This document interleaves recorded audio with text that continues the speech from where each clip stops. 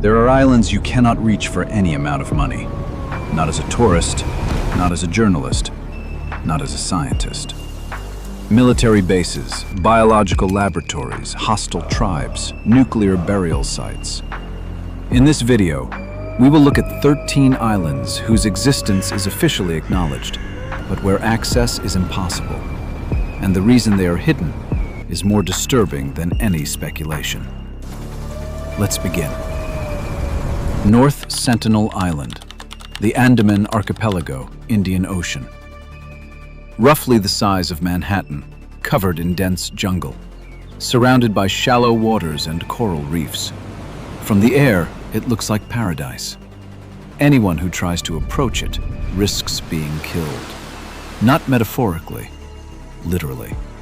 The island is home to the Sentinelese, a people who have completely rejected all contact with the outside world. Not because they do not know it exists, but because they fundamentally do not want it. When a boat approaches the shore, they come out onto the beach with bows and spears. When a helicopter flies over the island, they shoot arrows at it. On several occasions, this has ended in death for those who refused to listen.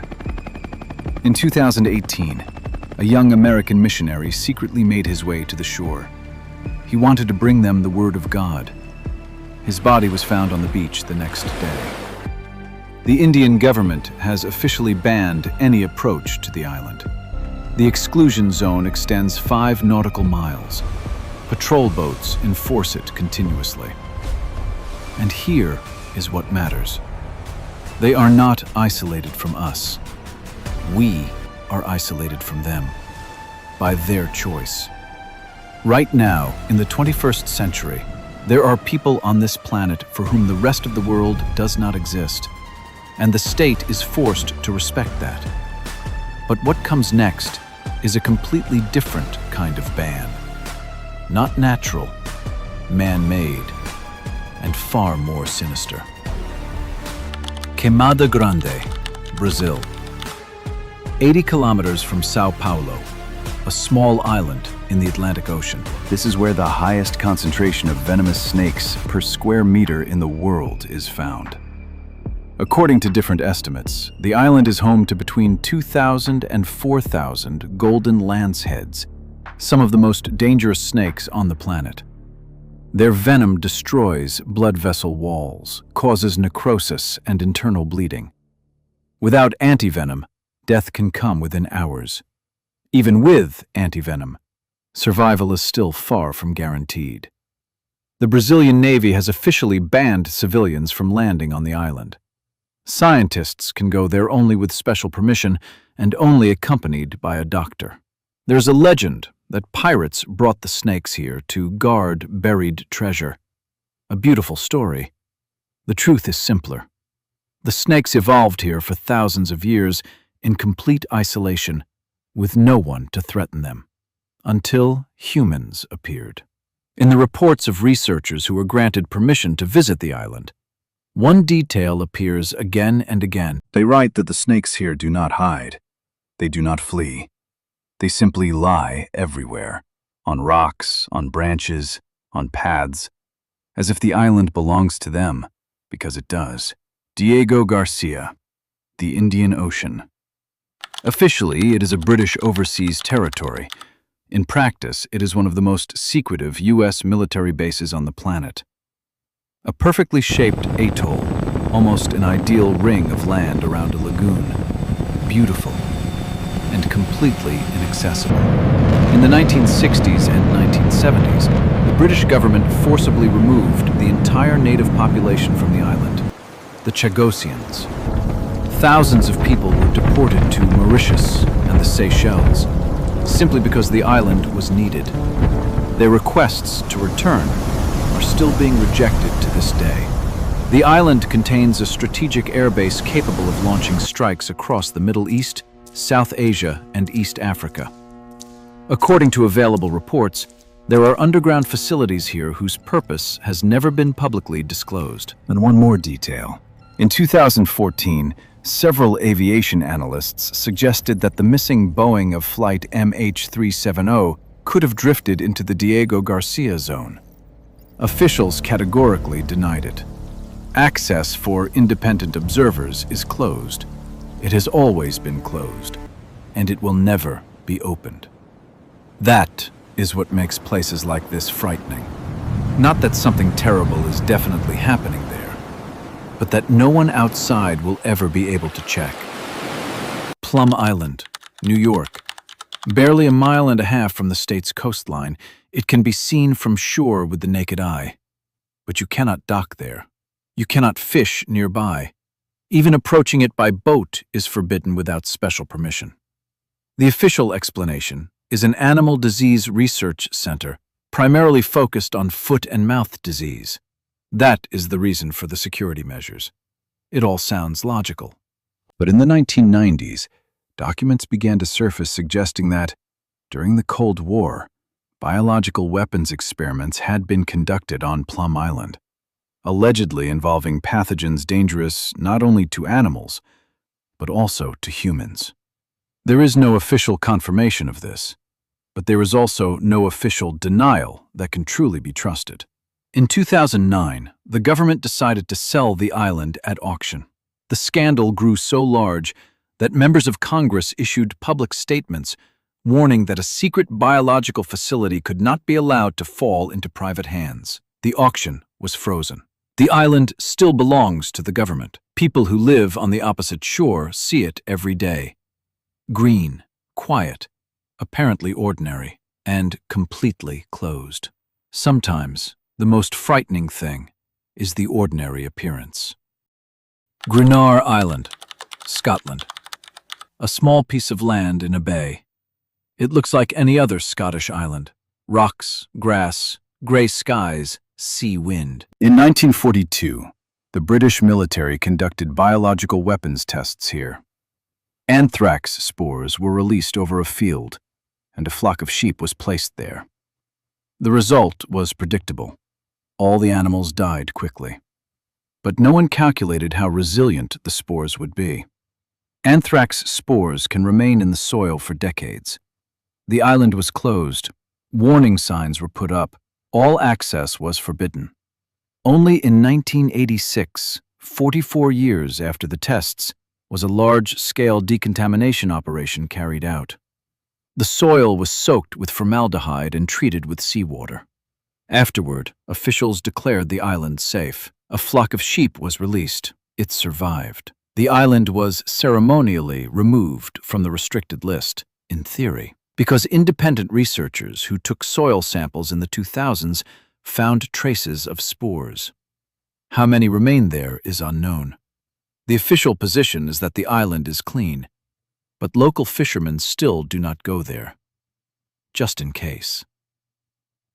Bikini Atoll, the Marshall Islands. The Pacific Ocean. In photographs, it looks like paradise. Turquoise water, white sand, palm trees. It is almost impossible to imagine that this is one of the most contaminated places on the planet.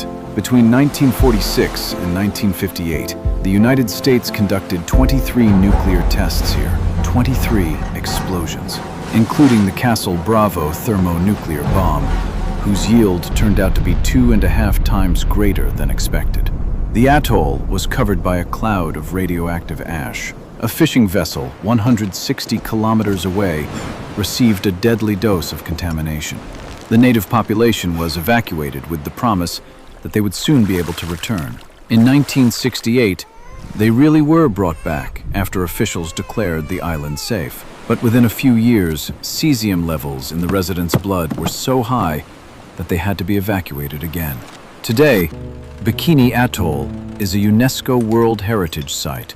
You can visit it, but you can never live there. The soil, the coconuts, the fish in the lagoon, all of it is still contaminated.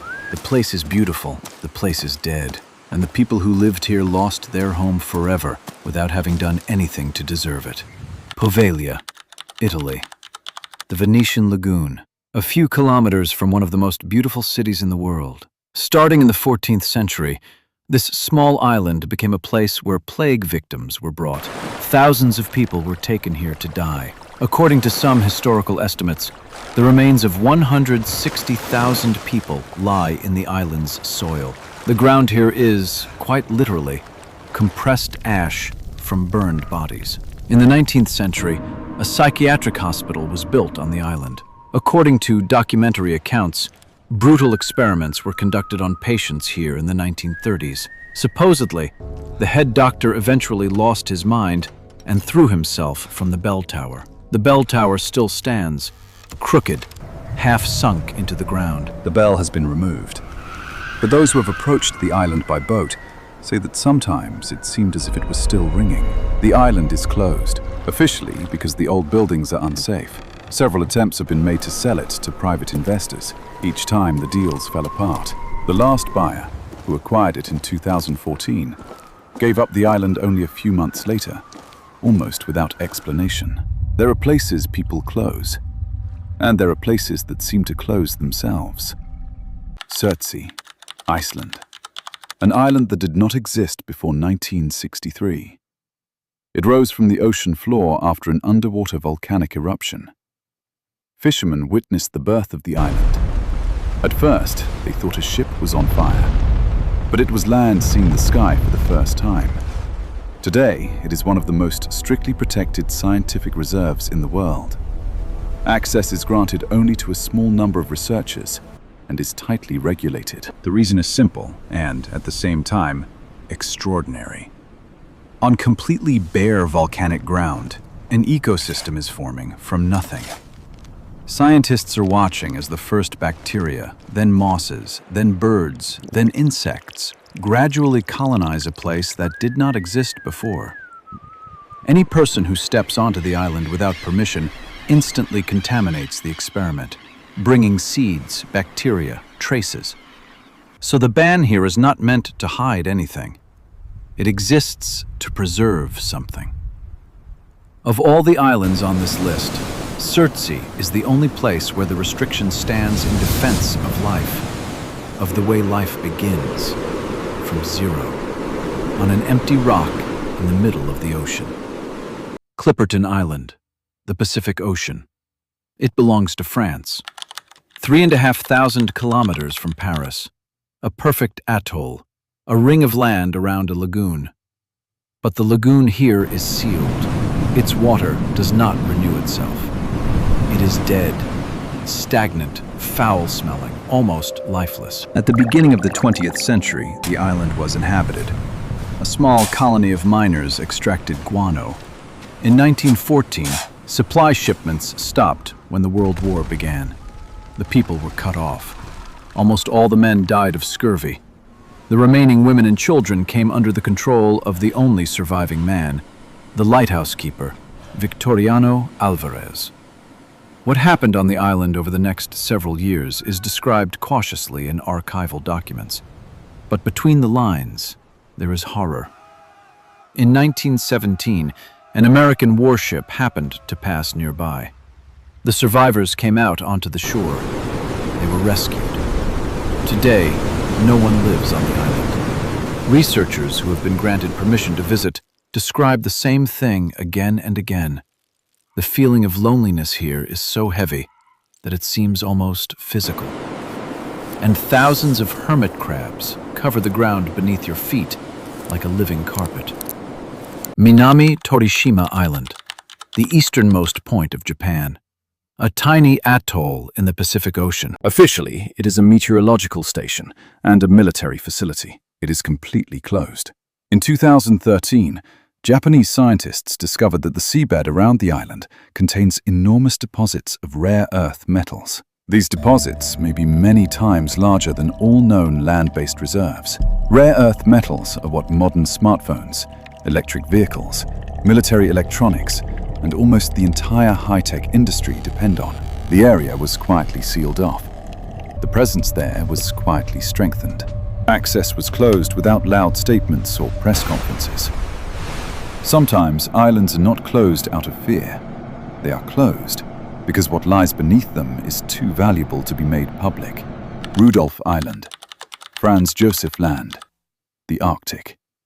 The northernmost island of Eurasia. You can get there only with special permission. Officially, it is a nature reserve and a border zone. A deserted Soviet-era military base is located here. In the Arctic climate, buildings and equipment remain preserved for decades.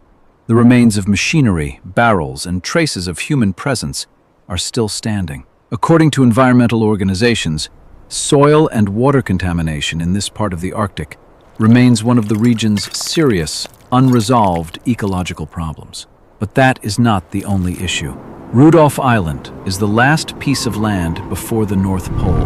From here, polar expeditions set out in the 20th century. Some never returned. Nothing here decays quickly. Everything simply freezes slowly and remains forever, as if the place itself were an archive of everything that has ever reached it, with no right to be forgotten. The Diomede Islands, the Bering Strait. Big Diomede belongs to Russia. Little Diomede belongs to the United States. Between them are 4 kilometers of water, and a national border, and the international date line. That means on one island it is today. On the neighboring island, it is already tomorrow. Big Diomede is closed. A military facility is located there. The civilian population was relocated during the Soviet era. But something else matters more. The people on both islands were once one people, one language, one set of traditions. In winter, they walked across the ice to visit each other. Then a border was drawn. Then the Cold War began. And people living 4 kilometers apart found themselves separated for decades. Different states, different dates, different worlds. Elders on Little Diomede, who remember crossing to the other side as children, still look across the strait. 4 kilometers. Impossible to cross. Palmyra Atoll, the Pacific Ocean, a territory of the United States. Technically, it is possible to go there with permission, but that permission is almost never granted. The island has one of the darkest reputations in maritime history. Early ships that anchored here encountered unusual tides and currents. Several vessels crashed on the reefs.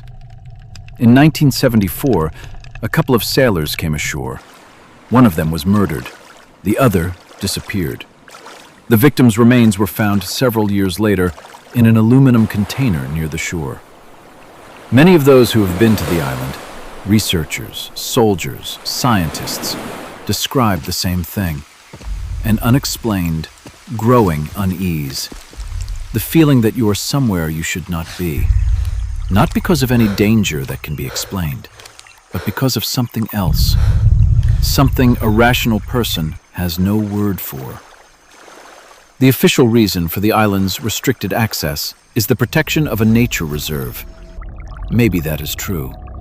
And maybe some places are simply better left untouched.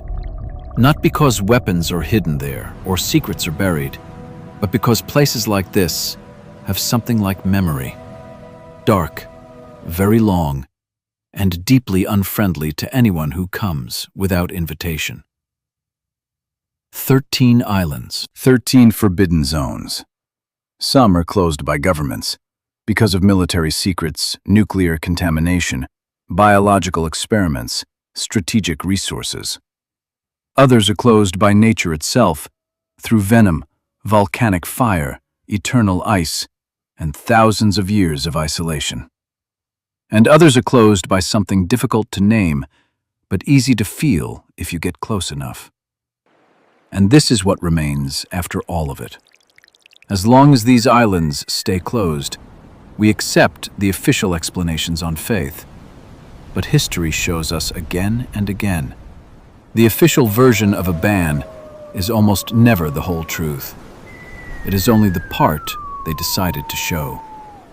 The rest is there, beyond the cordons, beyond the patrol boats, beyond the silence no one breaks. And perhaps that is right. Perhaps.